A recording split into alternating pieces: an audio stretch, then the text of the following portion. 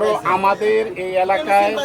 আমাদের এলাকায় যে আপনার এখন যে নির্বাচিত এমপি এবং আপনি সে মন্ত্রী হয়েছে, তার নির্বাচনী ওয়াদা ছিল যে ক্যামেরা বিশেষ এই রাস্তাগুলো আর যেই অঞ্চলটা আপনার একদম ক্ষতিগ্রস্ত এরিয়া, ওইখানে তার ক্যামেরা লাগানোর কথা ছিল মন্ত্রী সাহেবের। আপনার এখন মন্ত্রী সাহেব এবং বাড়িওয়ালাদেরকে আমরা কর্তৃপক্ষকে বলে রাখছি, আপনি কর্তৃপক্ষের আশায় সবসময় বসে থাকলে কিন্তু আপনার নিরাপত্তা আপনারা প্রশাসন থেকে দুইটা যদি মাইকিং করান। আমরা মাইকিং করছি কেন? আমরা তো এখন মাসিক মন্ত্রী মহোদয় তো মাসিক সভা না, ওটা তো করতেছে। যদি আপনার মোহাম্মদপুর থানা ইয়াকে যদি করেন, মাইকিংটা যদি করান, পুলিশের সহযোগিতা মাইকিংটা হইতে হইব। যদি মাইকিংটা করান যে বাড়িওয়ালাদের দৃষ্টি আকর্ষণ করে বলছি, আপনাদের নিরাপত্তার স্বার্থে আপনারা সকলে সিসিটিভি লাগান। হ্যাঁ, এই সপ্তাহের মধ্যে করেন।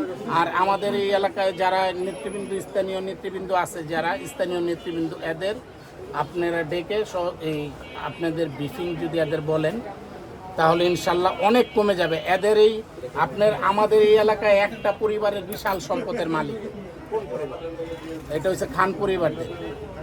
সাদেক খান ছিল যে এমপি সাহেব, তাদের পরিবার, সে একা মালিক না, তাদের ভাই বেরাদার ইয়ারা যারা এখন রানিং ইয়া আছে, তাদের সহযোগিতা নিলে অনেক ভালো হবে।